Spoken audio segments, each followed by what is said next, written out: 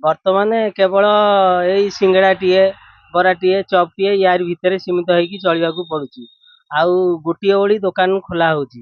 ଆଉ ଗୋଟିଏ ଟାଙ୍କିରେ ଆମେ ନିଜେ ଘରେ ରୋଷେଇ କରିକି ଖାଉଛୁ, ପ୍ଲସ ସେଇଥିରେ ଦୋକାନ ଚଳୁଛୁ। ଲୋକ ତ ଆସୁନାହାନ୍ତି, ଲୋକ ଖାଇବା ବନ୍ଦ କରିଦେଲେଣି। କହିଲେ ଏତେ ରେଟ୍ ବଢଉଛି ଆମେ କଣ ଖାଇମୁ। ପିଲା ଯୋଉଠି 50ଟା ପିଲା ଖାଉଛନ୍ତି ସେଠି 20ଟା ପିଲା ଖାଉଛନ୍ତି। ଆଉ ମଜୁରୀ ଉଠିବା ତ ମୁସ୍କିଲ ହେଇଯାଉଛି, ଆମେ କଣ କରିମୁ। ଅସୁବିଧା ତ ମେନ୍ ହେଲା ଗ୍ୟାସ୍ ମିଳୁନି। ସେତେବେଳେ ସୁବିଧା କଣ ହଉଥିଲା ନା ଗ୍ୟାସ୍ ପାଇଁକା କୌଣସି ଅସୁବିଧା ନଥିଲା। ଆମର ଯେ ଖାଇବା ତେଲ ବି ବହୁତ ଶସ୍ତା ଥିଲା। ଆଉ ଆମେ ସୁରୁଖୁରୁରେ ବେପାର ବି କରୁଥିଲୁ, ଦି ପଇସା ଆରାମସେ ପାଇ ପାରୁଥିଲୁ। କିନ୍ତୁ କାଳକ୍ରମେ ଆସ୍ତେ ଆସ୍ତେ ଏଭଳି ପରିସ୍ଥିତି ସୃଷ୍ଟି ହେଲା, ବର୍ତ୍ତମାନ ଗ୍ୟାସ ର ସମସ୍ୟା ଏମିତି ହେଇଛି ଯୋଉଟା କି ଆଗରୁ ବୁକିଂ ବୋଲି କିଛି ଆମେ ଜାଣୁନଥିଲୁ, ଡାଇରେକ୍ଟ ଯାଉଥିଲୁ ଟାଙ୍କି କି ସାଙ୍ଗେ ସାଙ୍ଗେ ଟାଙ୍କି ଦଉଥିଲୁ, ଗ୍ୟାସ୍ ଆଣୁଥିଲୁ। କିନ୍ତୁ ବର୍ତ୍ତମାନ 25 ଦିନରେ ଗୋଟେ ବୁକିଂ। ଆଉ ତା ମାଧ୍ୟମରେ ଗ୍ୟାସ୍ ବି ମିଳୁନି, 3000 4000 ଯାହାକୁ କହିଲେ ସେ ବି ମିଳିବାର ନାହିଁ। ଆଉ ସେଇ ଅବସ୍ଥାରେ ବର୍ତ୍ତମାନ ଆଉ ଆମେ ଦୋକାନ କଣ କରିବୁ, ଦୋକାନ ତ ହାରାହାରି ବନ୍ଦ କରିସାରିଲୁଣି। ଆଉ କେବଳ ନିଜର ବୃତ୍ତି ଯେହେତୁ ଏଇଟା, ତେଣୁ ନିଜେ ବାଧ୍ୟ ହେଇ ଚଳିବା ପାଇଁକା ବହୁ କଷ୍ଟରେ ଯୋଉ ଆଗରୁ ଯେମିତି ଆମେ ଅଧିକା ଜିନିଷ କରୁଥିଲୁ, ବର୍ତ୍ତମାନ ତାକୁ ପୁରା କମେଇ ଦେଇକି ଆଗରୁ ହାରାହାରି 12 14 ପ୍ରକାର ଆଇଟମ ହଉଥିଲା। ବର୍ତ୍ତମାନ କେବଳ ଏଇ ସିଙ୍ଗଡ଼ାଟିଏ, ବରାଟିଏ, ଚପଟିଏ ୟାରି ଭିତରେ ସୀମିତ ହେଇକି ଚଳିବାକୁ ପଡୁଛି। ଆଉ ଗୋଟିଏ ଓଳି ଦୋକାନ ଖୋଲା ହଉଛି। ଆଉ ଗୋଟିଏ ଟାଙ୍କିରେ ଆମେ ନିଜେ ଘରେ ରୋଷେଇ କରିକି ଖାଉଛୁ, ପ୍ଲସ ସେଇଥିରେ ଦୋକାନ ଚଳୁଛୁ। ଆଉ ରେଟ୍ ଯାହା ବିକ୍ରି କରୁଥିଲୁ ତା ଅପେକ୍ଷା ଟଙ୍କା ଆଠଣା ବଢେଇଛୁ, କିନ୍ତୁ ସିଏ ଆଜ୍ଞା କୌଣସି ମାନେ ସୂତ୍ରକୁ ନୁହଁ, କେବଳ ବାଧ୍ୟତାମୂଳକ। କାହିଁକି ନା ଖାଇବା ତେଲ ବଢୁଛି, ତାର ଆଉ ଅଲଗା ସାମଗ୍ରୀ ବଢୁଛି, ପ୍ରତ୍ୟେକ ଦିନ ବଢି ବଢି ଚାଲିଛି। ଯାହା ଫଳରେ କୌଣସି ୟାର ସମାଧାନ ନାହିଁ। ଏ ଯୁଦ୍ଧ ହେଲାନି ଯେ ସଂସାର ପ୍ରତି କାଳ ହେଇଗଲା। ତେଣୁ ଆମେ ଛୋଟ ଛୋଟ ବେପାରୀ ବ୍ୟବସାୟୀ ଆମେ ବହୁତ କଷ୍ଟରେ ଚଳୁଛୁ। ଆଉ ଆଜ୍ଞା ଆମେ କଣ କହିବୁ। ଆଉ ଲୋକ କିଛି କିଛି ଲୋକ ଗ୍ରହଣ କରୁଛନ୍ତି, ଯେହେତୁ ସେମାନେ ବାହାରେ ରହୁଛନ୍ତି ତାଙ୍କୁ ଖାଇବାକୁ ବାଧ୍ୟ ଅଛି। ଆଉ କିଛି କିଛି ଲୋକ ଗ୍ରହଣ କରୁନାହାନ୍ତି, ଅସନ୍ତୁଷ୍ଟ ହଉଛନ୍ତି।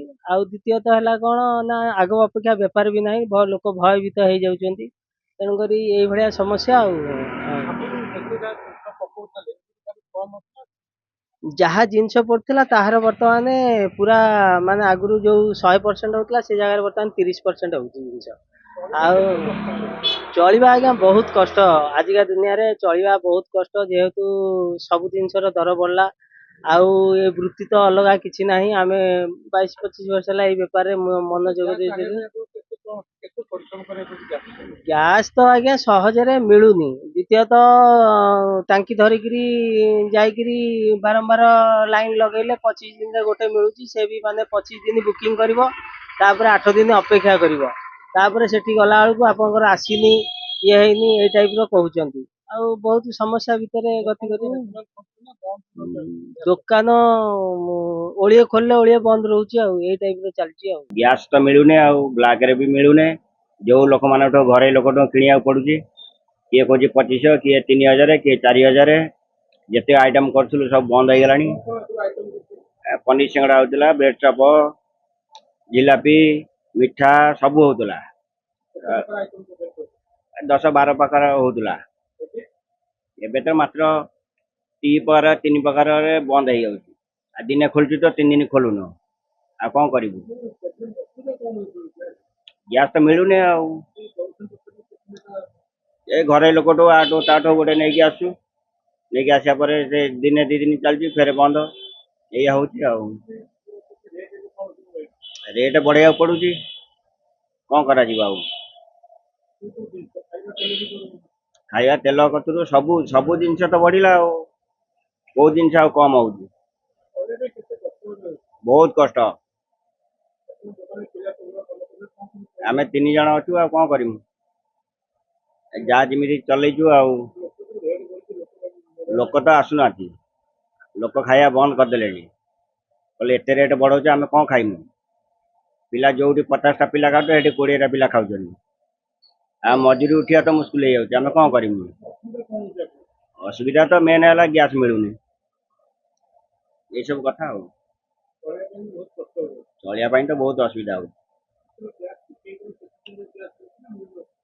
मिलू तो नहीं आउ ये जी जा पारुजे रेट नौचनी 3000 4000 2000 ठीक नहीं तांकर सब अरे वाओ अनु केते सुंदर ड्राइंग बनेछु एटा कोन बनेछु एरा मु एरा बापा एरा बो एरा जेजे बापा एरा जेजे माँ वाओ औ एटा कोन हम फैमिली डॉक्टर ना बो एरा हम फैमिली हॉस्पिटल रंग बदलिछि रूप बदलिछि हेले आपणक सह संपर्क बहुत पुराना खाली ओडिशार नुह पूर्व भारतर 50 लाख परिवारर भरोसा आमर अत्याधुनिक कौशल एवं अद्वितीय सेवा